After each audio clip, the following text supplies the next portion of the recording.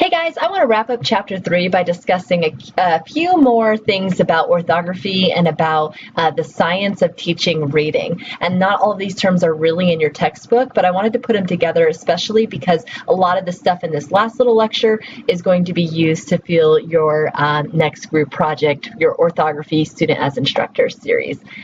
So let's dive into them really quick. I'm not going to go into depth that much into all these different things I'm going to tell you because you're going to learn about them more in other courses, and you also learn a lot more about it once you're in the classroom. But I want to introduce the concepts to you so that you at least have a working idea of how the bigger picture of teaching reading might work. So we left off with phonological awareness, and we need to have this phonological awareness to move into understanding grapheme awareness, right? To be able to make the connections between how sound connects to spelling, right? And we talked about different graphemes. We could have a graph, a digraph, a trigraph, or a quadrigraph.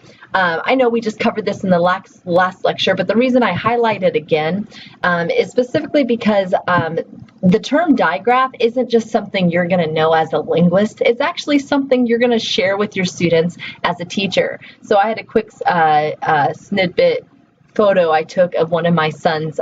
He was in first grade, right? One of his reading spelling test practices, and the word digraph was mentioned on it, and it hit me that the teacher was using this word with her students to communicate what a digraph was. So I'm touching on those words again because these are words you might actually use with your students, especially the term digraph. I haven't seen the word graph used anywhere, but we do use the term digraph to communicate with even young children what's going on when we have two letters that represent one sound. So I want to talk about more reading concepts like this, like what it looks like in the classroom. And we're just going to go quickly through a few things. Really, though, to dive into it, we have to have a quick discussion on two leading approaches to teaching reading. It's called the reading wars, and it's between the phonics approach and the whole world approach.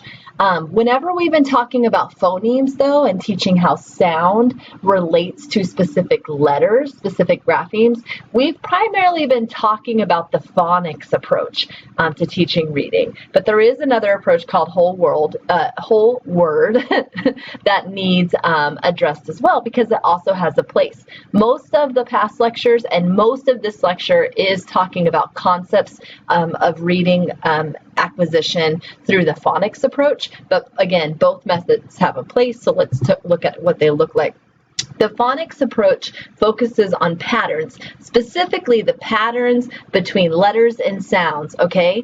They want students to be able to connect sounds to certain letter patterns. So whether that's connecting to the letter F or connecting O to OW and MO, right? There's some patterns there, and that's what they're teaching. They're teaching students to identify the patterns in the English spelling system. And you'll see that in order to do that, they do a lot of that, the phonological awareness, the blending and segmentation. Those are phonics approaches to building up to reading skills. So we know it's important. We know there's a place for the phonics approach, okay? But it doesn't handle everything in terms of reading acquisition, and I'll show you that in a minute.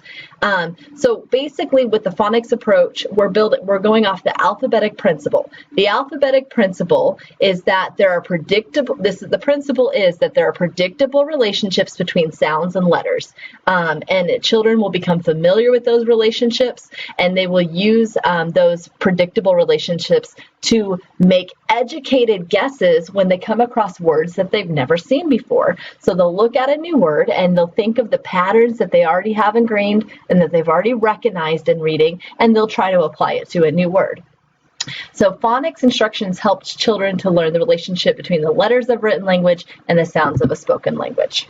And so basically in phonics, there's a lot of ways to teach phonics, but one thing I've noticed when I'm looking at the information is they like to teach this phonics approach too by looking at some of the patterns of how words are built, right? And so they'll start with what they call CVC words when they're teaching sound and letter correspondence. And CVC means consonant, vowel, consonant. So as you guess it, they're words that are usually spelt with 3 letters, and these words have 3 sounds. So they're not tricky, and that's the point. That's why they're going to start here. So they got a word like k, at, cat, pit, it. Okay, so we've got words that aren't tricky. They don't have digraphs. They don't have consonant clusters, which I'll show you in a minute. They don't have the bossy E, which I'll tell you about in a minute as well. These are words that can build predictability with the student because they have 3 letters and 3 sounds, and so they start to build up some of that pattern. After a student is comfortable with CVC words, they'll go on to a little more complicated word patterns. Again, they're always highlighting patterns and rhythms in the spelling and sound system. So when they go to CCVC words, consonant, consonant, vowel, consonant, they've got words like chat, ship, frog, and snap. And here, between CCVC or CVCC words, so they could have consonant, vowel, consonant, consonant. You'll notice that here they start introducing other patterns to the students. So we've moved past this not tricky language. We moved past cat, pit, what are some other words? Hat. We've moved past those simplified words into something a little more complicated, but here we're introducing digraph patterns or consonant cluster patterns. Again, I haven't told you what consonant clusters are, but I have a slide on that in a second. The thing I want to focus on here is this buildup, this phonics buildup.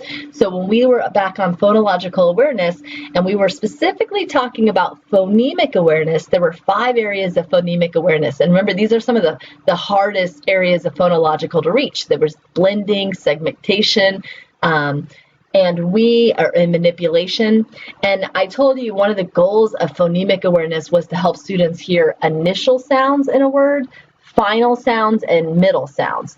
And you can see here when they start with consonant, consonant, vowel, consonant, they're starting by showing students how initial sounds have patterns, right? Ch, sh, fr, sn, right? So those are the initial starting sounds in those words. And so they're going to start by introducing some of those patterns first with the initial sounds. Then they're going to go to the final sounds because it's easier to start with initial sounds, final sounds, and then the medial sounds, the vowels, tend to be the hardest.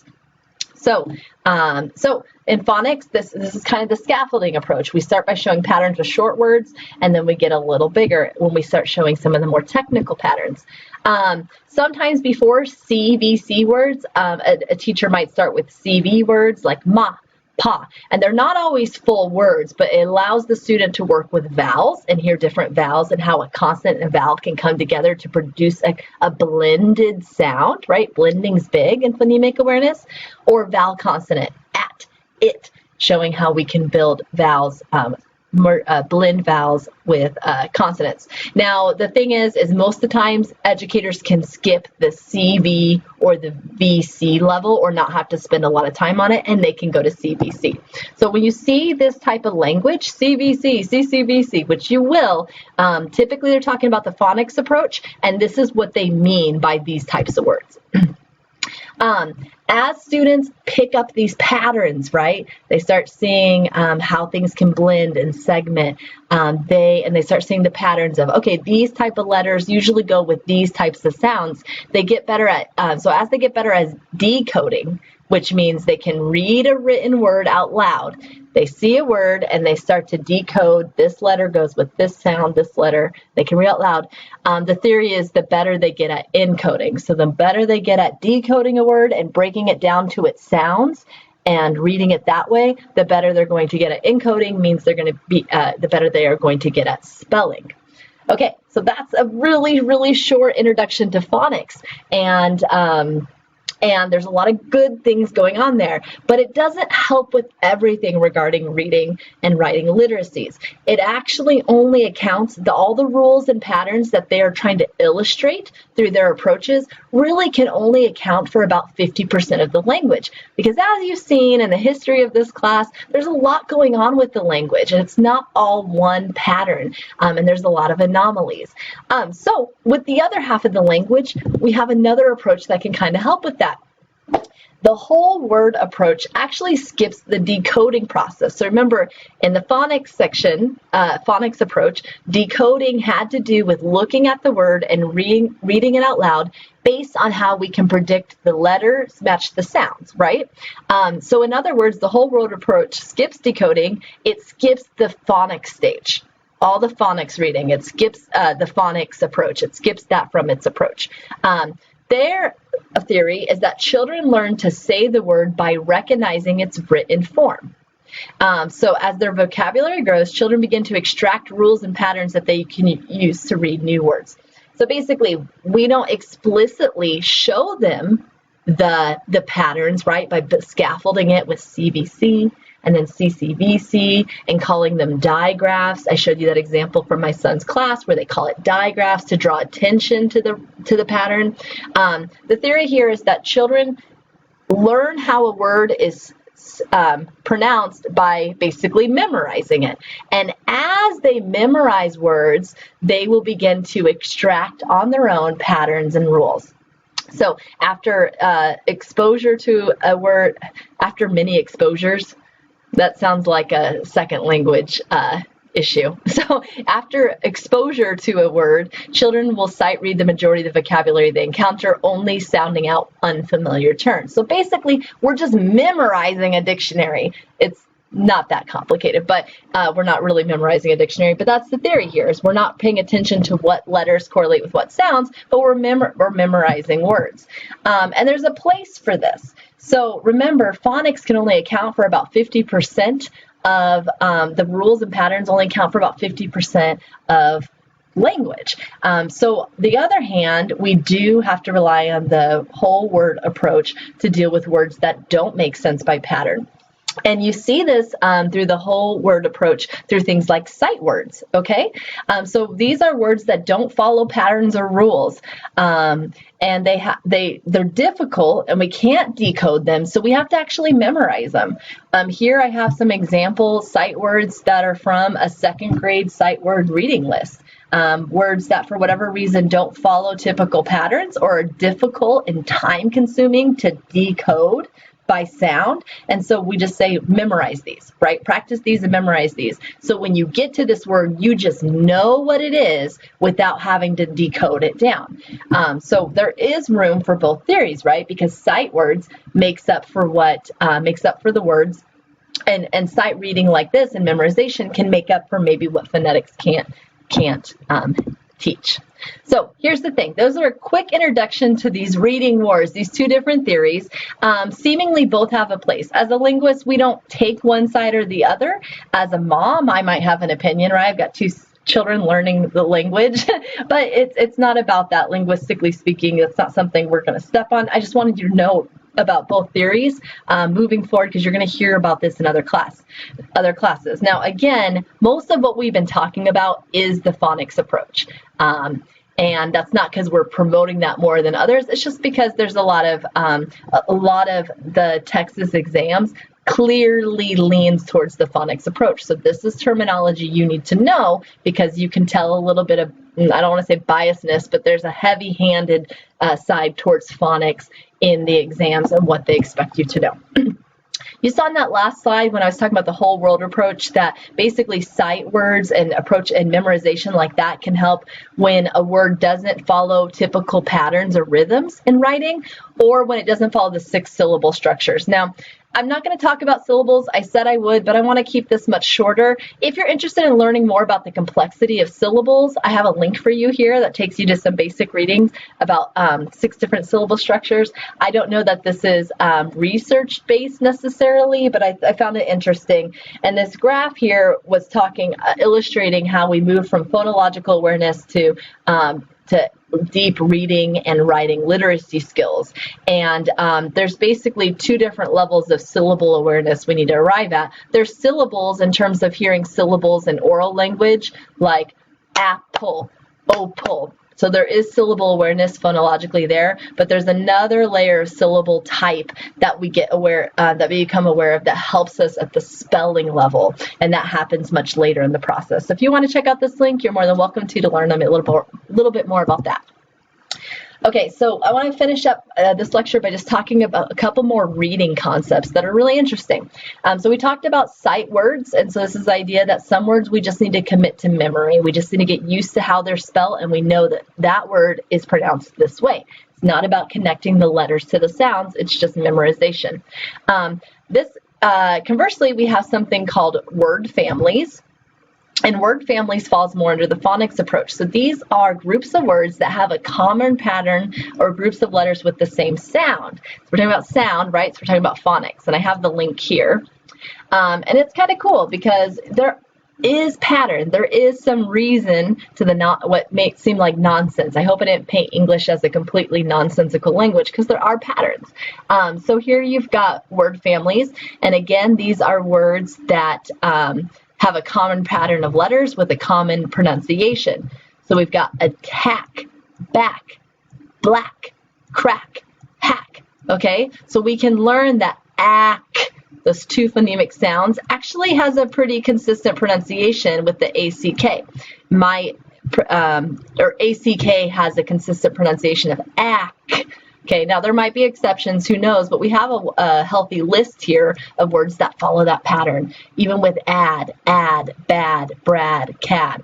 So word families are helpful. Again, this is the phonics approach in terms of teaching some of that rhythm and pattern and identifying that in the language.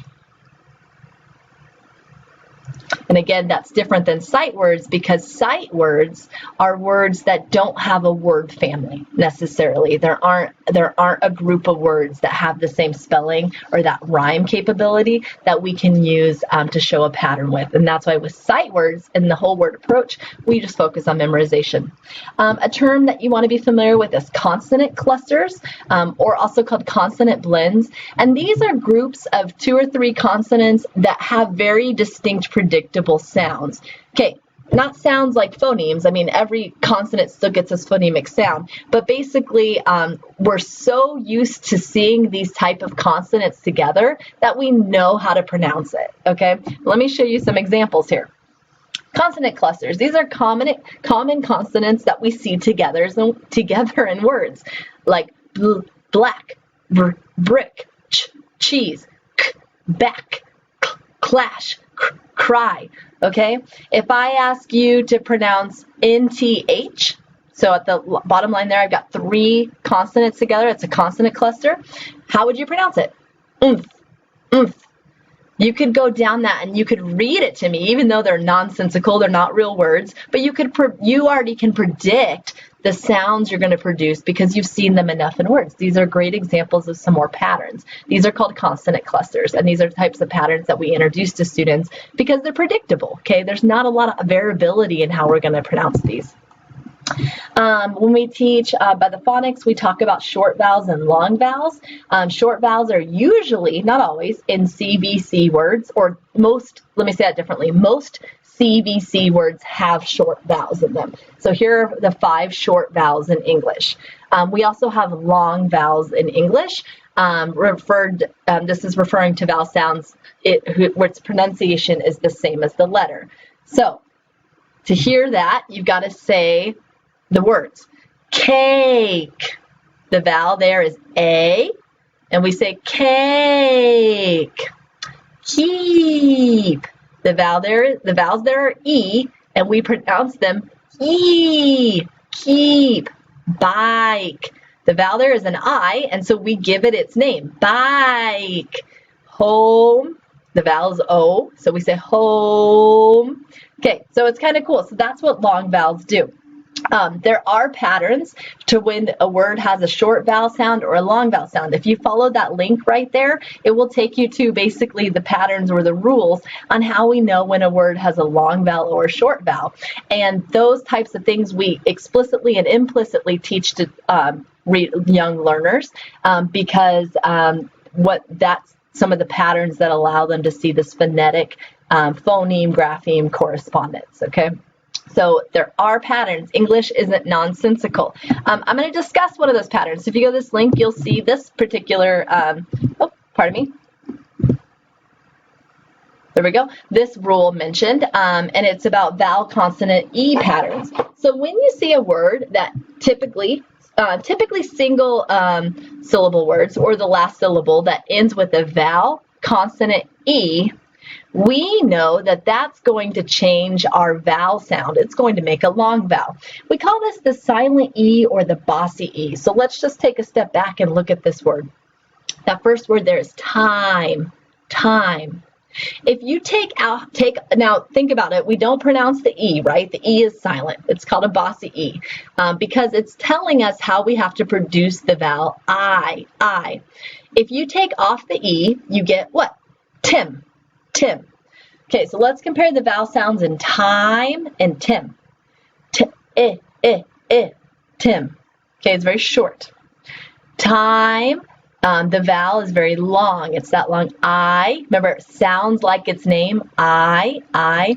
So the Bossy E is that when a word or the last syllable ends in vowel consonant E, the E is bossy, right? It tells the vowel, you need to sound like your name. If your name is the letter I, then you need to sound like time.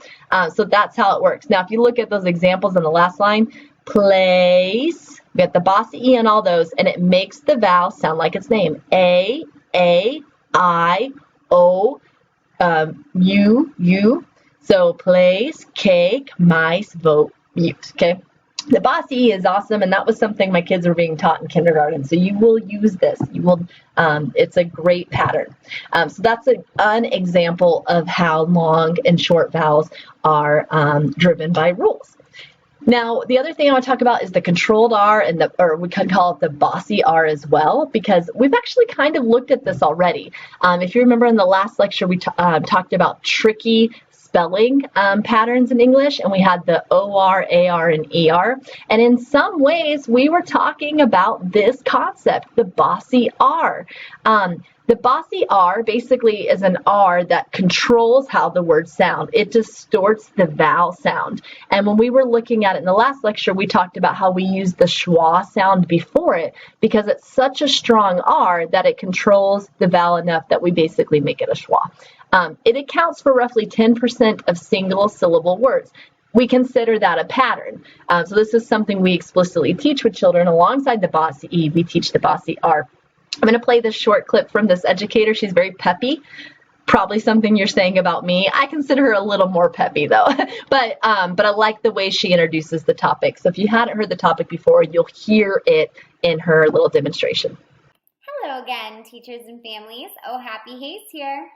Today we're going to talk about what I like to call the Bossy R. Now, this Bossy R comes after mastering your letter sounds. So please make sure that your child or your class have mastered their letter sounds before they start with the Bossy R. Now, as you know, a bossy person tells others what to do. And that's exactly what this Bossy R does. This Bossy R tells these vowels what to do. In teacher language, it's called R-controlled vowels. But with the kindergartners or even younger, you can say a Bossy R. You can even use a bossy finger. So this Bossy R is telling the E what to say. Instead of saying it says So just like we always do, we will practice just like the letter sounds. So watch me. ER says ER says and you can make an angry face. IR says IR says UR says UR says AR is like a pirate. Take your pirate hook and you say R. AR says R. AR says R. OR says OR says OR. And you can kind of shrug your shoulders. And again, once you've introduced these, then you can kind of jump around and practice them in a different way. ER says OR says OR. AR says R. IR says UR says and just mix it up to practice all of the Bossy R's. Now that your scholar or your class have been introduced to all the letter sounds and also the Bossy R, they can start practicing writing. So not only can they decode the words by reading them and sounding them out, but they can also start to write them. So you can do it the exact same way but reverse. So you might say, write the word car, and I'll say, sound it out. Get ready. And then they write the C. R. Ooh, I know R. And then they'll write the word car. And you can have them write on the table with expo marker. You can have them write in a notebook. Whatever you have at your disposal, you can start having them practice writing these words as well as sounding them out. So now they have both tools, all because of you. Okay, so the last topic I want to talk about are homographs, homophones, and homonyms. So another lens in which to look at some oddities in the English language. You might be looking at these and find them kind of hard to memorize because the words almost look identical. But you really want to break down the components of the word to commit them into memory. So the one thing I would ask you in class first, I would say, well, what does homo mean? Okay, what does homo mean from a scientific point of view? Well, homo means same. Right? Okay, so I know the first part of each of these words, even though I don't know what they mean yet, it means same something, same something, same something, same something, because we see the word homo, okay? So then we have the second part of the word we can digest. Let's start with the top one, graphs. What do you think graphs means? Based on this lecture, all of chapter 3, what does graph mean? Well, it has obviously something to do with writing, right? Spelling, right? So a homograph is going to represent, or these are going to be words that have the same spelling. And I'll show you an example in a second. Let's move on to homophones. So homo means same, phones means what? In the context of this class, phone sounds like what? Phonemes, phonology. So when we talk about phonology, we're dealing with sound. So these are going to be words that have the same sounds. What about homonyms? So have you heard of nyms? What does nyms mean? I know you've heard of it. Think of acronyms, pseudonyms, synonyms. Okay? Nyms means word. It means word. So a pseudonym is a fake word. An acronym is an abbreviated word. Okay? A synonym is a similar word. So a homonym is the same words. Okay, it's obviously got to be same word. So that's how you really need to break these words down, because most students miss questions regarding these three because they forget what they mean. That is how I want you to analyze it and commit it to memory, is by breaking the word down and thinking about what they mean in context. But let's look at examples of them real quick as we wrap up. Homographs are words that have the same spelling. Homo, same, graph, spelling. Same spelling.